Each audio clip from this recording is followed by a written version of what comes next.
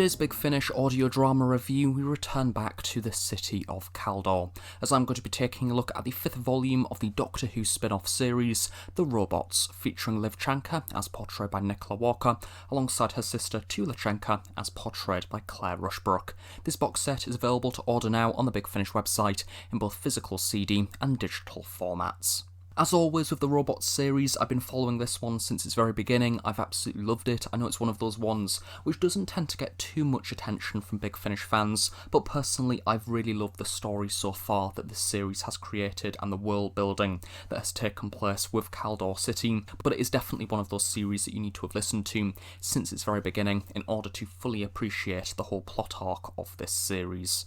The Enhancement begins the 5th volume of the Robots spin-off series, digging into the relatable contemporary themes of data protection and privacy. It's clear Aaron Douglas understands the gritty concepts intertwined throughout this spin-off to date, introducing new ways in which technology infiltrates Kaldor society. The Enhancement is a little chip placed inside the head of a Kaldonian in an attempt to protect the people from identity theft and data wraiths, a concept previously encountered throughout Volume 4. However, it's soon realised that perhaps the data chips do a little bit more than what is first said. Once more, it's up to the Chanka sisters to investigate in their own eventful way. As Tula is working for the company, she receives the chip, and on the same day, Liv is called out to a medical emergency, where a Kaldor employee is frustrated, having arrived at a destroyed building rather than their place of work. But said place of work was in fact the site of a Sons of Kaldor terrorist attack many months prior.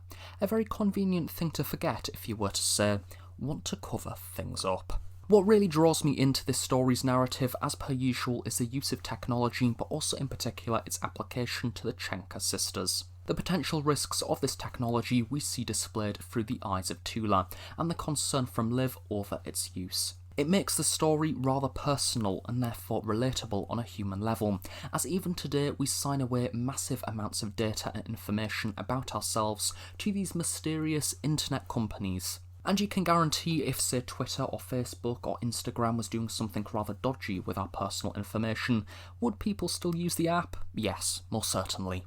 Volume 5 focuses on Liv and Tula in particular, with Toos and Poole now off-world. David Collins, who played Poole, also sadly passed away, making Volume 4 his final set of stories as part of this series, allowing him to be subsequently written out. The story raises interesting ideas about emotions being removed from a person. I suppose in a sense it does start to stray towards Cybermen territory. It's that whole idea of we are the summary of our emotions and experiences, but what happens if you attempt to block them out? There's an interesting moment as we see the return of a particular character who's called Volar, who's experienced a rather negative emotional experience, but has blocked this from his mind, so we get to see how that's changed his personality, from literally not knowing that very traumatic event. Personally, I would have loved to see this theme explored a little bit more throughout this story, as I really liked it, especially that whole idea of bad experiences influencing us in a positive way. Despite the entire name of this series, this volume doesn't actually have a particular focus on the Vok robots. They are simply there as an acknowledged part of Kaldor society by this point. They were the beginning of the technological development, and now we have moved beyond them as a creation. As per, the story also gives us more evidence to add to the massive pile of wrongdoings against the company of which they're responsible for, all of which is scarily about to be erased.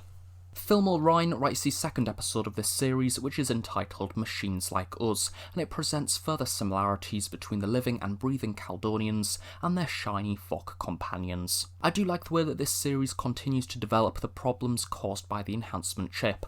I would say it's a little bit like a plot arc, but in reality this whole series is one big interconnected mass of events. I certainly wouldn't recommend just picking up a random volume of this series, as I've already mentioned throughout this review. In order to understand the broad implications of the narrative, you need to have it from the very beginning and listen all the way through, and I imagine it will be a really good binge listen. Kador Aris is a part of the founding families of Kaldor. He's kept his beliefs to himself for many years until now, as he believes the company should become more transparent in its data and plans for the future, as a company as big as the company itself surely shouldn't have anything to hide. Which naturally, of course, it does, because it is corrupt to the core.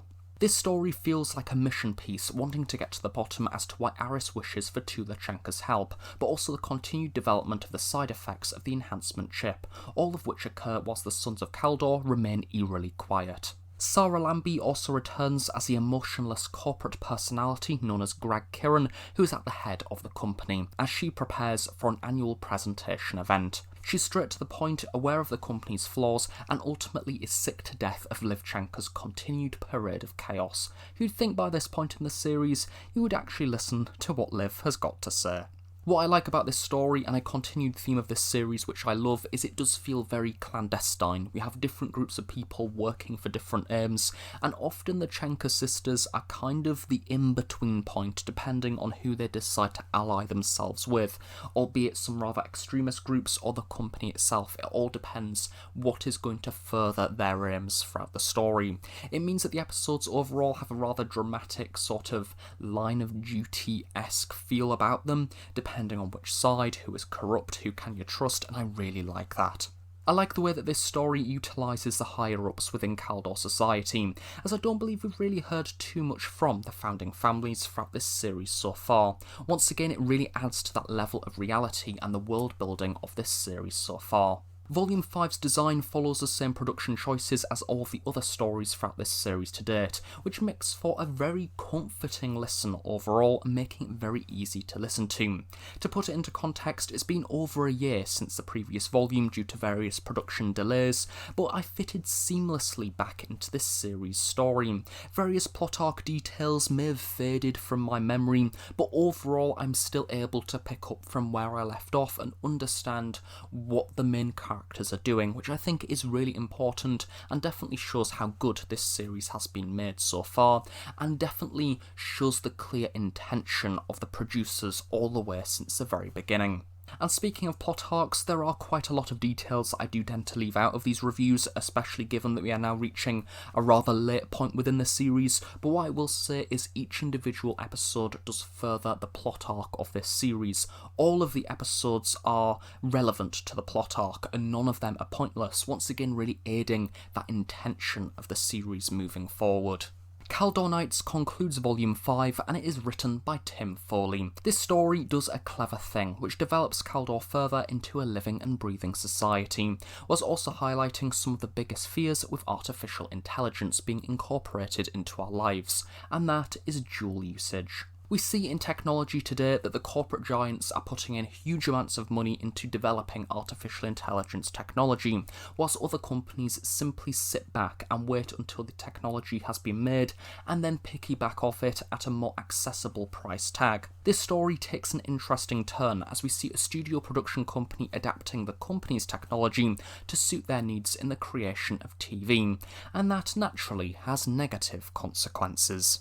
I often expect bold and different from Tim Foley's writing, and that is exactly what we get here.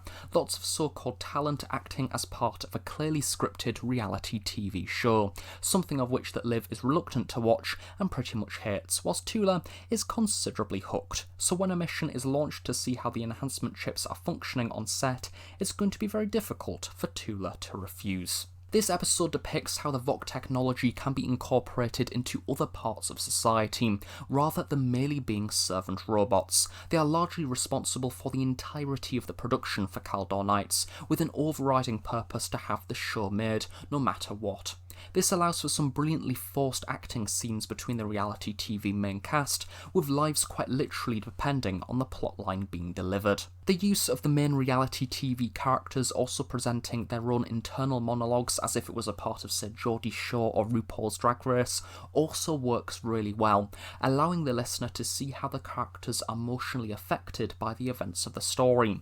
Yes, it can be quite over the top with loud personalities, but that's what really makes this story work. I think that this episode could have very easily been a really experimental one in the way that it has been delivered. Say, for example, the Kaldor Nights could have been an actual TV broadcast, and we watch it as if we were an actual viewer, very much like the older main range story Live 34, which was mainly a radio broadcast. But what I like about this story is it still remains within the uniform style of this series, still using the regular themes and soundtrack. The narrative follows Liv's reluctance to give this type of show any form of credit, and still maintains that sense of being grounded in the current Caldor events, with filming for the show taking place as riots grow outside the hotel, with the latest company plans to make the enhancement chip compulsory being leaked, and this naturally causes quite a stir. Another great little touch is within episode 1 we actually had Tula watching an episode of Caldor Nights in her downtime when she was away from work, which again ties nicely into this third and final story for the set. I believe The Robots was initially only meant to be 4 volumes long, and yet adding a further 6 adventures through Volume 5 and Volume 6, this allows the listener to continue to explore this brilliantly intriguing, developed, flawed, dangerous dystopian society.